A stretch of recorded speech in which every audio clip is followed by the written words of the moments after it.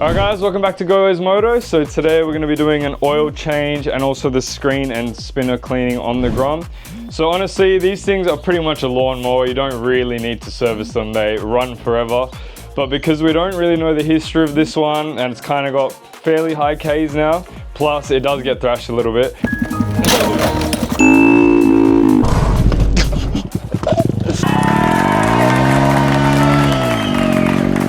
So we're gonna be taking care of it today.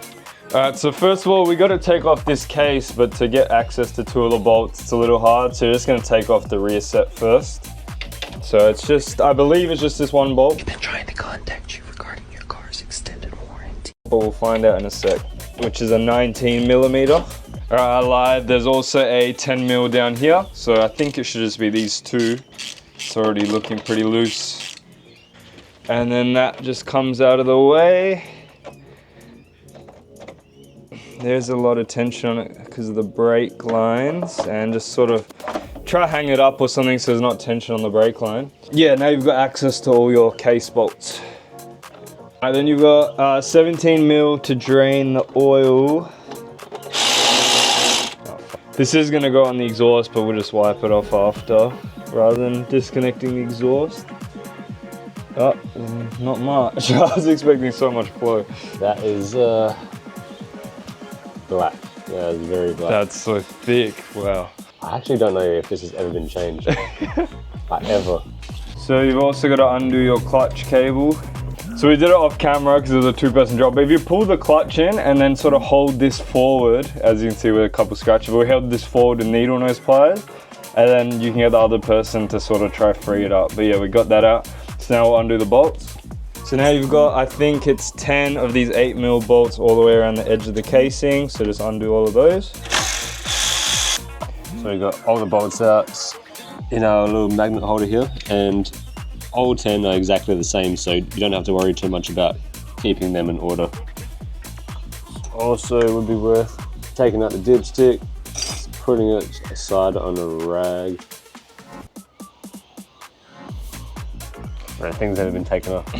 Yeah.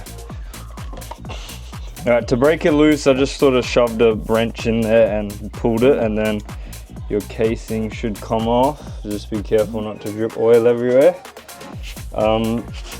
Now, the spinner is these 3 bolts, and the oil screen is just here.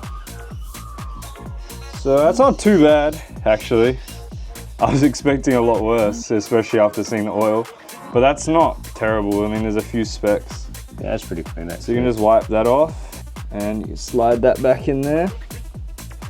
And now we'll do the spinner. Yeah, so 3 10 mil bolts on the oil spinner. They can be a bit stuck, like the gears will start to spin, so we're just using this to crack them loose. It's a bit easier. But I've also seen someone shove a penny in the gears, just make sure it's a metal that's softer than the actual gears, but this is easier for us. Alright, and then there's more oil coming out, so just make sure not to make a mess. Yes, you just pull off this cover, and it's actually not too bad in there either. It's a bit dirty oil, obviously, but you just give that a wipe on the inside, and that's it. Alright, so we've cleaned up the inside of the oil spinner. There was a little bit of metallic film in there, but nothing too bad. So now you're gonna put this back on.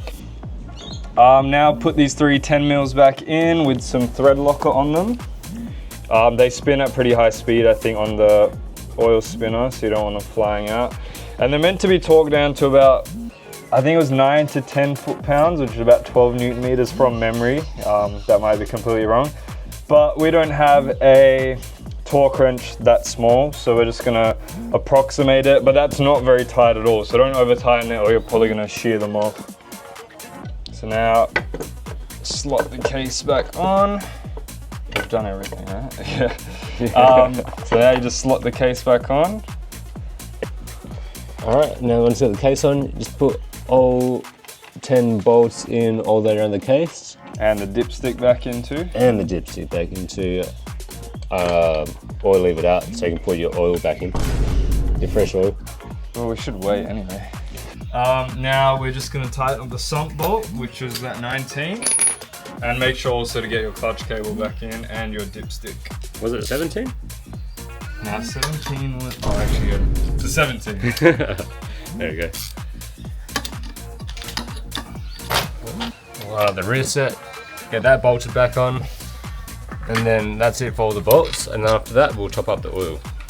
Right, so now you're going to top it up. I think it takes about 900 mils to a litre, but if you're doing wheelies it's better to overfill slightly, so we might do about 1.1. But we've still got this oil left over from doing the MT09, so we'll just use this. Nice. It's fresh. It's a bit of a weird marking on this. There's not really much of a gauge between minimum and max, but it is on there, so I think that's perfect. We're gonna add a little bit more anyway, just because it gets wheelied and stuff, make sure it's not starved of oil.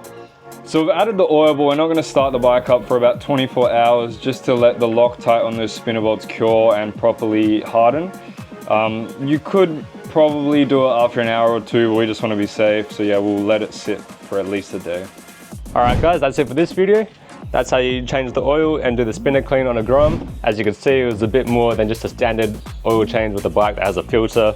Obviously you have to take the engine casing off, but it's still fairly straightforward. Yeah, now the bike has fresh oil for maybe the first time in its life. Yeah, apart from that, thanks for watching. Please like and subscribe and keep up to date with our content.